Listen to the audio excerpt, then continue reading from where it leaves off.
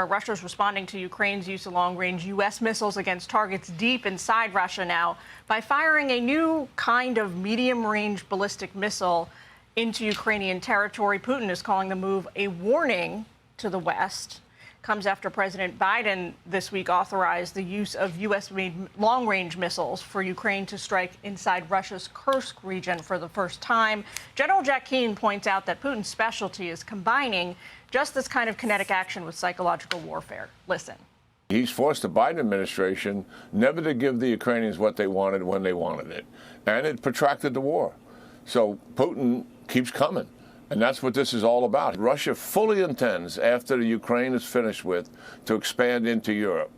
And all the European nations know that. Well, senior foreign affairs correspondent Greg Palkot's tracking the latest developments. Greg, what can you tell us this morning? Jillian, just over 1,000 days into this war, and it's getting riskier all the time. More shockwaves from yesterday's strike by a brand new kind of Russian intermediate-range super-fast missile. It caused some damage and casualties in the Ukrainian city of Dnipro, but also carried with it a big message. Just days after the U.S. and the U.K. allowed the use of its longer-range missiles inside the territory of Russia, Moscow basically saying anything you can do, we will do, with an even bigger punch.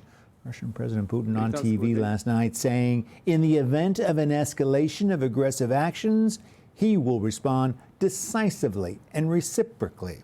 His spokesman adding today the actions by the U.S. and its allies were reckless, noting Russia had demonstrated its capabilities and could do more. An indication of the nervousness. For the first time since the war started, a session of Ukraine's parliament was canceled due to fears of another attack. Yesterday's Russian missile carried conventional warheads but could be nuclear armed. Yet another message. And remember, earlier this week, the U.S. embassy in Kyiv was shut down out of security concerns. Diplomatic voices around the world speaking out today. The prime minister of neighboring Poland said the threat of a global conflict is serious and real. China, of all countries, calling for calm and restraint. And Jillian, as for North Korea, which has been adding to all the tensions by sending some of its troops to fight alongside the Russians, said the U.S. is stoking tensions and they warned of a nuclear war. A lot of talk and some very dangerous actions. Back to you. Look at Beijing weighing in there. Got to leave it there. Greg, thanks so much. John. All right, so let's dig deeper on this now. General Keith Kellogg is a former national security advisor and Fox News contributor. It's been a minute, General. Welcome back to the campaign trail. Good to be back. Good so to see you. Ukraine's ex-top general says World War III has begun. I'm sure that he would like the world to believe that so that the Allies throw in with Ukraine. But do you really see it that way? No, I don't think World War III has begun, but we're right on the precipice. I mean, it's right there. And what I mean by that is when you look at what's happening, look at the alliance, what President Trump kept apart. You know, he had North Korea over here, he had China over here, he had Iran here, and he had Russia over here. And what you've seen them now is they've all joined. You've got an axis together, and they're feeding off one another. You know, just in June, Russia signed a self-defense pact with North Koreans. So now, for the first time in its history, North Korea has exported fighters into Russia. Between 10 to 30,000 North Koreans are now fighting. You're seeing a use of an intermediate-range ballistic missile that can be nuclear-tipped, being shot at Dnipro, a city of around 900,000. So you're seeing this thing starting to build. And that, I think, internationally is going to be President Trump's biggest thing he's going to have to solve, which is the fight there in Ukraine and Russia, which happens to be the largest land war in Europe since the end of World War II. Yeah. So it's massive. So, and John, you know this, a simple spark can spin things right out of control. And without even trying out there. And you assassinate one archduke and suddenly... Yep, absolutely. Good. Touche. General, talk to us about this new sort of sophisticated weapon that Putin is now... He launched some kind of medium-range ballistic missiles with a lot of warheads on it into Ukraine. Can you talk to us in layman's terms what it does and how alarmed people should be about it? It's an intermediate-range ballistic missile based off range, and it's got MIRVs on it, multiple independent reentry vehicles, so more than one warhead.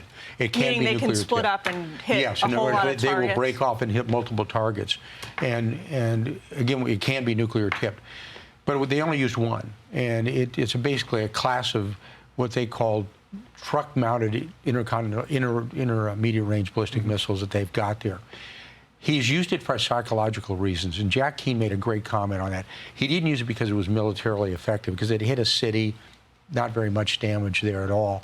But he's kind of saying to the West, well, see what I can do. And this is one where people have backed off. President Biden's backed off. When the minute he said IRBM, ICBM, nuclear war, we said, oh my gosh, we can't go there. That's when you need to lean in, because he is not, he meaning Putin, he will not start a nuclear war in Europe. And you'd remind him, let me make sure you understand. The Brits have nuclear weapons, the French have nuclear weapons, we've got nuclear weapons, don't go there. And we haven't really said that to him. So it's kind of a psychological play, and I think Jack Keane's got it right. So he's kind of upped the ante in weaponry, just like Zelensky upped the ante when he went into the Kursk region with the long-range missiles. He attacked them in the... So everybody's wondering why Biden suddenly gave permission to Ukraine to launch these attack-ums deeper into Russian territory. Karine Jean-Pierre was asked about that yesterday at the briefing and gave a typical answer. Listen here. For a long time, the White House argued that using these long-range attack missiles into Russia to attack targets inside Russia would escalate the war, would really invite retaliation. Why change the policy now? I'm just not going to get into specific about Ukraine's operations. Not something that I'm going to do today. But I want to be really clear. But I guess I'm asking about the specifics of the White House's decision to change policy. I'm just telling you that I'm not going to get into specifics from here, from the podium. Yeah, so that's what we've kind of gotten used to, saying nothing about everything. But why now? I mean, he's left this pile of dog, you know what, on Trump's doorstep. You know, John, here's what I'm really hoping. I'm hoping that Jake Sullivan talked to Michael Waltz, who's the incoming National Security Advisor, or President Biden has talked to President Trump and said, here's what I'm going to do. I'm really hoping that happens, because what he has done, Biden, through his action, he's actually given President Trump more leverage. Really? Because now he can pull back, he can go left, he can go right, he can do something. And I think what he did is he basically said, well, this is what I want to do. And I'm hoping there's something to this. I don't know, but it does give the President Trump more ability to pivot from that. Oh, that's interesting. All right. Just one quick question before we let you go. We have like 5 seconds, General. But so you're not buying the White House's, the Biden administration's justification that they approved these new long-range weapons because of the North Koreans on the ground inside Ukraine? It sounds good, but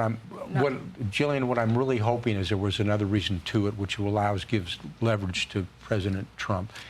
Maybe that may be a good reason to do it. Look, they should have been doing this a year ago, but they've basically pulled back. You don't fight a war allowing other countries to have sanctuaries. If you're going to fight a war, you fight a war.